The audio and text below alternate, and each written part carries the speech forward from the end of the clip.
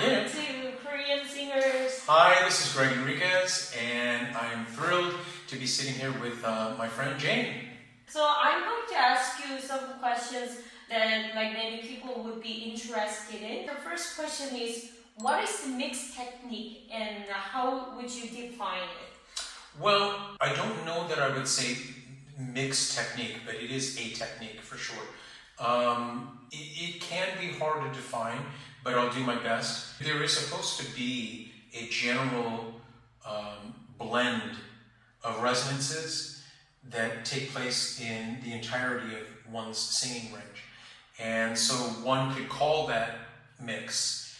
And another way of looking at defining mix technique is the fact that, somebody like Dr. Tietze has discovered, the configuration of the vocal folds, and there's a certain configuration that is identified as the mix configuration.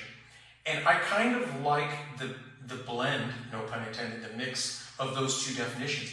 I think, at least from my perspective, mix technique that I'm, trying to constantly work within is a technique that uses the mix configuration for the entire range plus a certain ratio of resonant activities that would be considered a mix of harmonic qualities, resonant qualities throughout the entire range.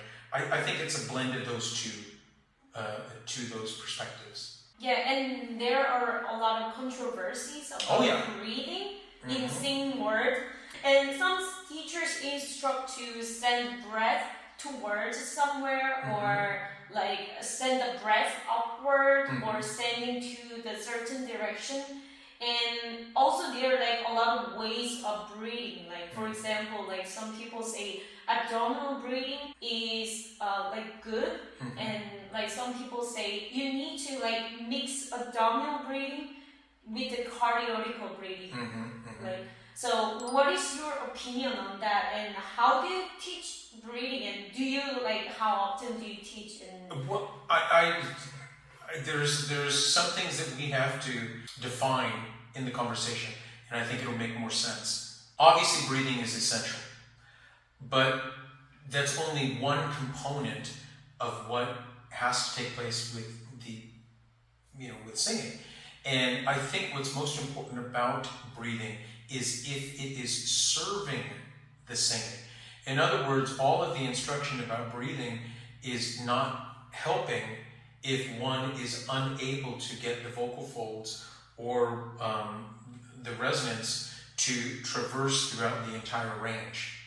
So if all of a sudden you're focusing on the breathing and yet the basic ability to get through a bridge is not taking place, then all of the instruction about breathing, although in the long run could be correct, in the immediate function of what's going on in the voice, it's not helping. So I think all of that instruction, without picking and choosing which one I think is best or which one's better, I think they have to serve the general function of getting from one area of your voice to another and then back. If that doesn't take place on the most basic level, then all of the focus on any type of breathing is not going to be helpful. The only caveat, the only other thing that could be added to that is if someone's breathing is so bad, that they're breathing so hard and laborious that it keeps them from being able to bridge in the most basic way or transition in their voice in the most basic way. If that's the case, then yeah, I think that breathing needs to be addressed. In that sense, definitely a lower breath versus a higher breath. so what is good breathing? Like good breathing is anything that will encourage and facilitate the ability to bridge from the bottom of one's range to the upper part and then back down without there being too much emphasis on effort. Anytime you're learning anything new, there's going to be some form of effort, certainly, because you're trying to adopt and adapt to a new coordination or new condition for sure. But it shouldn't come at the cost or at the exclusion of the basic need of the voice to be able to go through the bridging.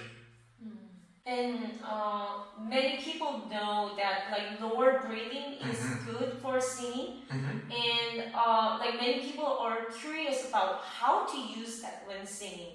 So can you give me an Well, I mean, I think in the most basic sense, when you consider that the ribs, you know, the rib cage are basically expandable bones, that when you contract certain muscles, you can keep the rib cage, you know, slightly high and slightly expanded, and then the diaphragm, which is sort of an upside down washboard, when you concentrically contract, it slightly lowers, and because it's attached by the pleura to the lungs, it pulls the lungs down and causes a natural vacuum.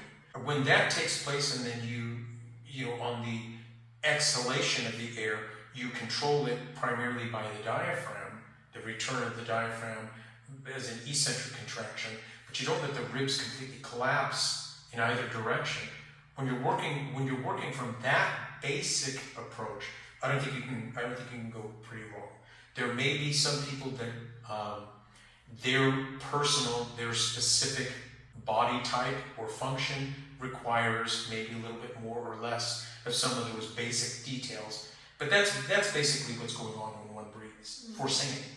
When you're a runner, long distance runner, or even a sprinter, you may breathe almost more exclusively high than you do low. So it is slightly different.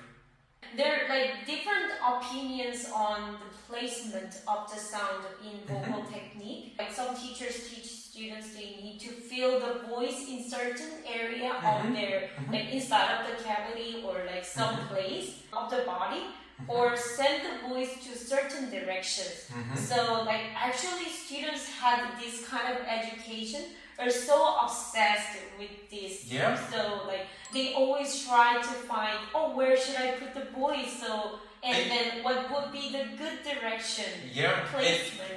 And you can't blame any student for not knowing any better, because it's all over the internet.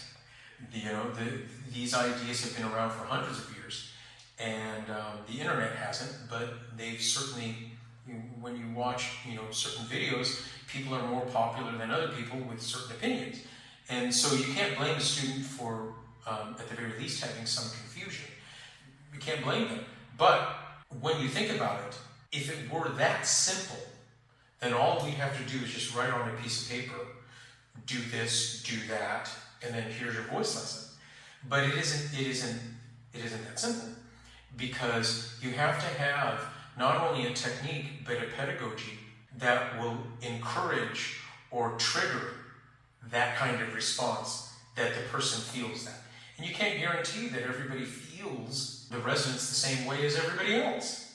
But when you speak in result terms, because that's what placement tends to do, when you speak in terms of result, it denies the involvement of a student in a process.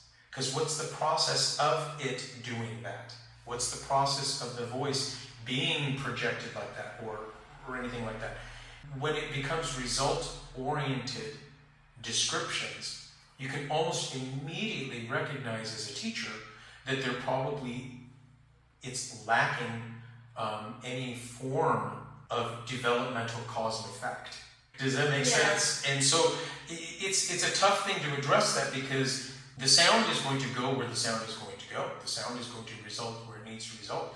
The teacher that is using this methodology or using this language, how do they encourage or induce that condition to take place? Everybody's going to have some result, but it's a matter of having the process to get to the result.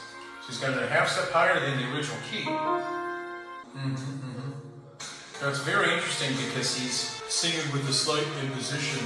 Why was he singing that way in the other video? Everything about it is better.